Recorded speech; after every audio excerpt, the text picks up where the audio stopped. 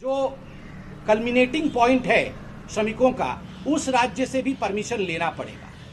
आप उदाहरणार्थ अगर श्रमिक महाराष्ट्र से निकल करके बंगाल जाना चाहते हैं तो महाराष्ट्र के सरकार की भी परमिशन की आवश्यकता पड़ेगी वहां से ट्रेन निकलने के लिए, और बंगाल के सरकार की भी परमिशन की आवश्यकता पड़ेगी वहां ट्रेन को रिसीव करने के लिए।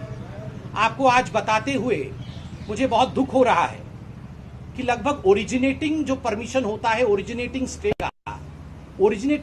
स्टेट्स तो परमिशन दे रहे हैं, किंतु रिसीव करने वाले स्टेट्स, बहुत ऐसे स्टेट्स हैं जिनका मैं उदाहरण दूंगा, अभी संख्या के साथ दूंगा, वो परमिशन नहीं दे रहे हैं और वो राजनीति भी कर रहे हैं। कौन से ऐसे राज्य हैं जिन्होंने कितने कितने संख्या में ये परमिशन दिया है श्रमिकों के ट्रेन को लाने के लिए, मैं इसका आंकड़ा रख रहा हूं।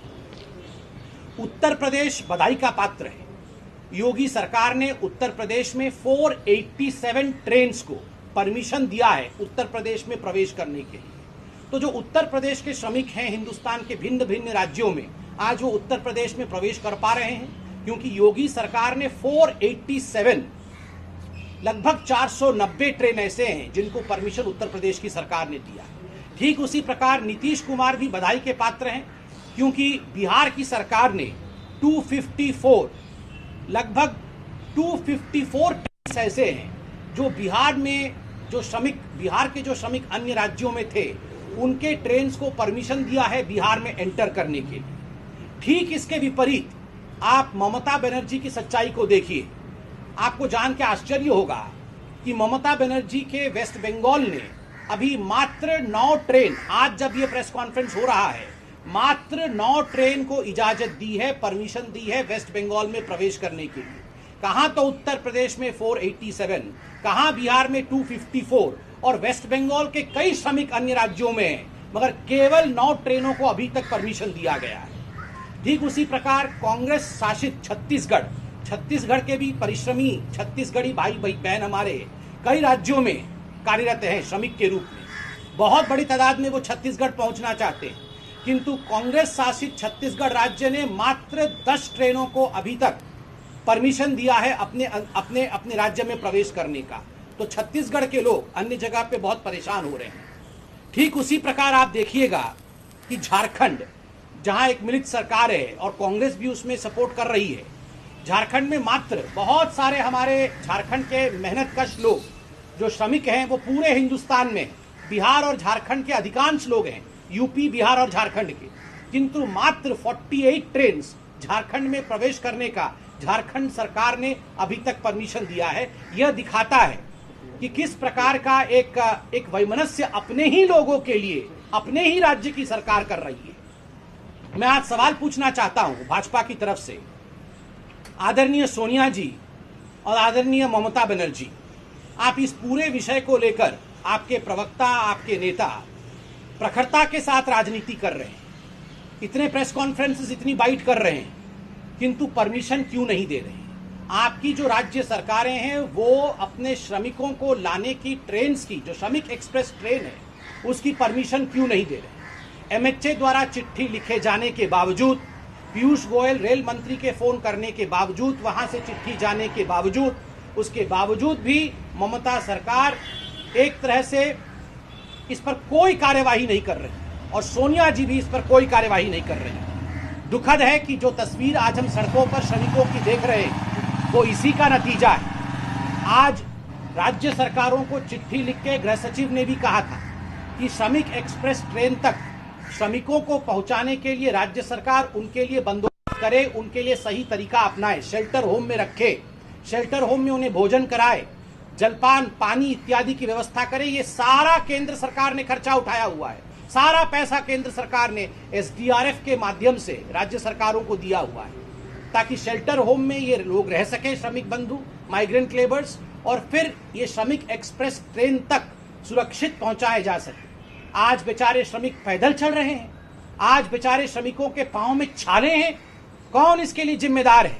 ममता बनर्जी और सोनिया गांधी इसके लिए पूरी तरह से जिम्मेदार हैं कि उनके शासित राज्यों में किसी प्रकार के प्रावधान नहीं किए गए हैं और उनके राज्यों में परमिशन भी नहीं दिया जा रहा है श्रमिक एक्सप्रेस ट्रेन के लिए। बंधुगण, आज ये कहना अतिशयोक्ति नहीं होगा. It will not be, I would say, wrong to say today that these states, certain states like West Bengal and some Congress-ruled states, disowned their own migrant laborers. आज कुछ राज्यों ने अपने ही माइग्रेंट लेबर्स को, अपने श्रमिकों को एक तरह से पराया कर दिया है, उनसे हाथ खींच लिया है. आपको जान के आश्चर्य होगा कि जहां तक टीएमसी है वो इसमें भी एक कम्युनल एंगल देख रही है श्रमिकों को लाने में. अजमेर दरगाह से ट्रेन करके वहां से श्रमिकों को ले आती है. जो बंगाल के लोग अजमेर दरगाह में फंसे थे, वहां से तत्कालीन परमिशन देके ट्रेन करके अजमेर दरगाह से लोगों को ले आती है. किंतु बाकी जो बंगाल के लोग अन्य जगहों में फंसे हुए हैं, वहां से एक भी ट्रेन नहीं चलती है. और सबसे बड़ा उदाहरण है कि बंगाल के सर्वाधिक श्रमिक किसी राज्य में पूरे हिंदुस्तान में है तो वो महाराष्ट्र में. मगर आपको जान के आश्चर्य होगा, महाराष्ट्र से बंगाल ने अभी तक एक भी ट्रेन चलने की अनुमति नहीं दी है, जिसका नतीजा हम बांद्रा में, जिसका नतीजा हम महाराष्ट्र के कई सड़कों पर आज हम देख रहे हैं. इसका जवाब कौन देगा? ममता बनर्जी जी को तुरंत प्रेस के सामने आकर न केवल बंगालियों से पूरे हिंदुस्तान में क्षमा मांगनी चाहिए, अपितु इस प्रकार के एक कम्युनल कलर से ये जो रिलीफ पहुंचाने की वो प्रयत्न कर रही है, उस पर भी जवाब देना चाहिए. अजमेर दरगाह के लोगों को लाया गया, कोई आपत्ति नहीं है, उन्हें भी लाना चाहिए. उत्तराखंड में भी फंसे हुए बंगालियों को लेकर आना चाहिए. यह भी ममता बनर्जी का ही दायित्व है. बंधुगण, बंगाल कोई साधारण राज्य नहीं है. What Bengal thinks today, India thinks tomorrow, ये कभी बंगाल के लिए कहा गया. 1971 में और उससे पहले 1947 में बंगाल ने बहुत बड़ा एक्सोडस और एक बहुत बड़ा माइग्रेशन देखा था. आप जानते हैं क्यों देखा था?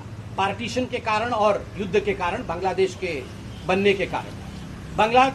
बंगाल ने बहुत कुछ सहा है.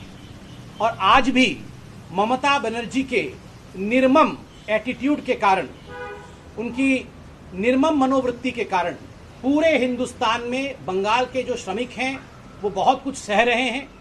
इस पर राजनीति नहीं होनी चाहिए. प्रत्येक राज्य सरकार का कर्तव्य है कि वो श्रमिकों को लेकर सेंसिटिव हो. केंद्र सरकार ने हर प्रकार से राज्य सरकार को जो सहूलियत देना चाहिए श्रमिकों के लिए, शेल्टर होम, 3 वक्त का भोजन, प्रत्येक भोजन 100 रुपए की है, ये कल निर्मला सीतारमण जी ने खुद कहा. उनके राशन के लिए पहले 3 महीने का किया गया था, वो 2 महीने के लिए एक्सटेंड करना, ये सारी व्यवस्था केंद्र सरकार ने किया. हर बात पे राजनीति ना करिए. जो श्रमिक हैं वो हमारी आत्मा है, हिंदुस्तान की आत्मा है. आत्मा के ऊपर इस प्रकार कुठाराघात करके राजनीति करने की कोशिश जो राजनीतिक दल कर रहे हैं, कहीं ना कहीं वो हिंदुस्तान की आत्मा के साथ खिलवाड़ कर रहे हैं. ये उचित नहीं. बहुत बहुत धन्यवाद. आज इतना ही विषय रखना.